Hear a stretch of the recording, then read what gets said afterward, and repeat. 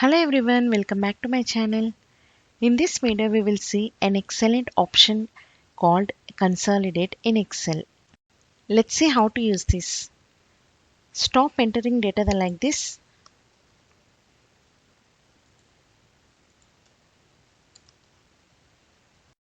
Instead use Consolidate option. First select the cell. Go to data.